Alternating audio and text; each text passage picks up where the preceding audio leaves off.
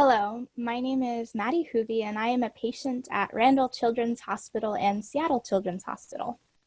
I am 18 years old and a member of the Patient Advisory Council. I was diagnosed with Crohn's disease at the age of 13. I had a road to diagnosis that would likely sound familiar to many of you. I lost weight, I was chronically fatigued, and I was constantly experiencing abdominal pain.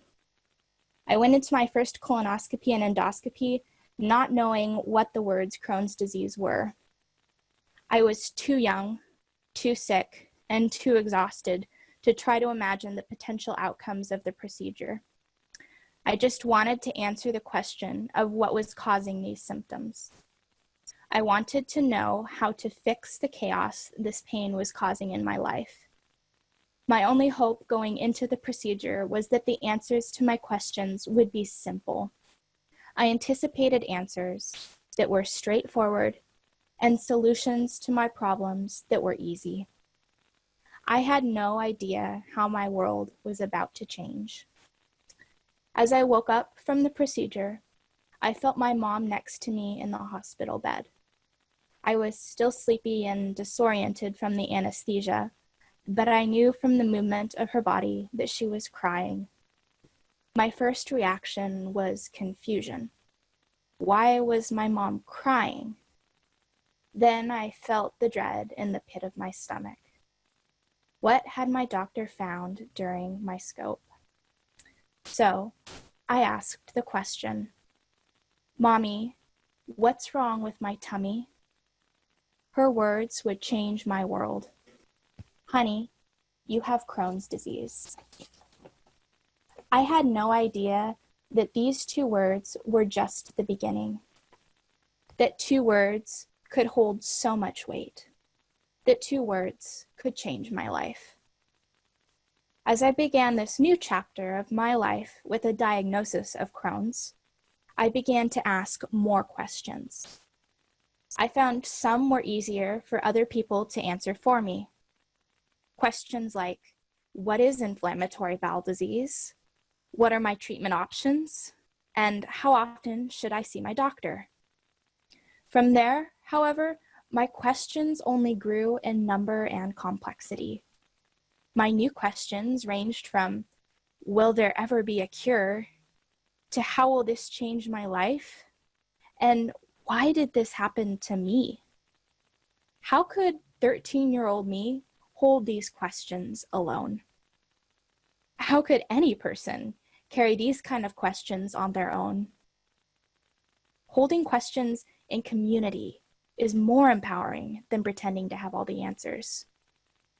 I have learned that by asking questions, we learn to accept our reality and embrace our grief, to not fight it, deny it, or avoid it.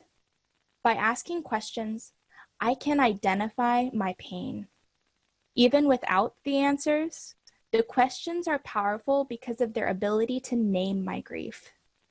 And sometimes, answers to the hardest questions do not address the underlying reasons we are asking them. Instead, they attempt to solve the pain, to oversimplify the fundamental complexity of the situations, and to treat grief like a problem to be fixed. Some people tried to hand me easy answers to my illness.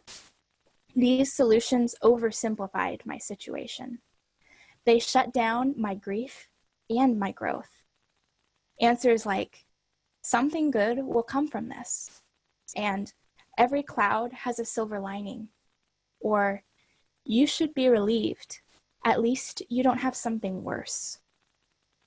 Regardless of whether these statements are true, they do nothing to address my current suffering.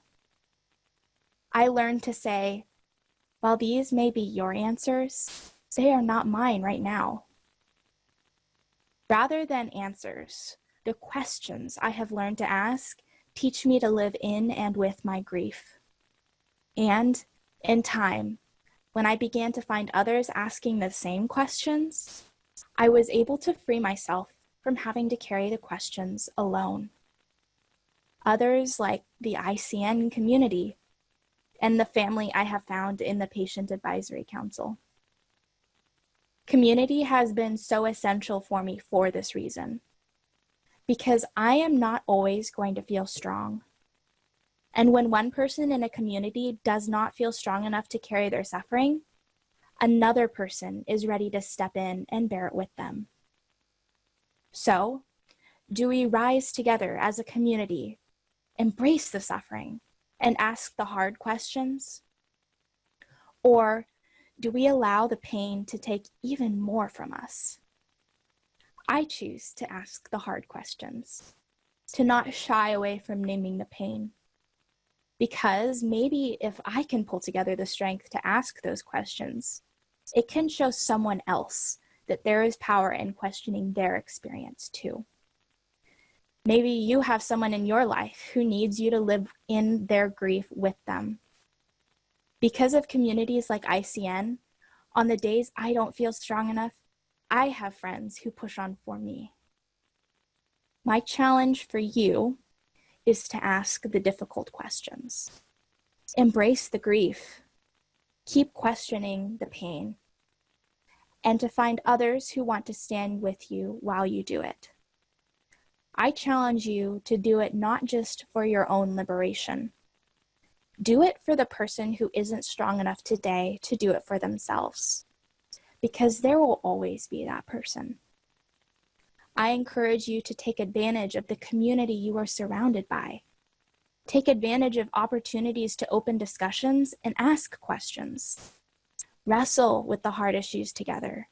Feel the pain deeply and continue supporting one another. Approach every issue with the humility to recognize that we will not always have the answers to every question. But remember that holding questions together can be even more powerful than pretending to have all the answers. Thank you. Maddie, thank you very much. That was wonderful. For everybody who just listened to that, Maddie gave the same talk, the same Ignite talk at our in-person community conference, and not a dry eye in the house and a standing ovation. And so if you want to see that video, it is on our posted on our Facebook page. It's as a part of the opening plenary video. And if you would like to share your story or know somebody who would, please feel free to put it in the chat box. And let us know, and we can get back with you, or follow up with us afterwards. I'll make sure to give my contact information. But we know how powerful those stories are, and want to make sure that everybody gets a chance to share. Maddie, thank you so much.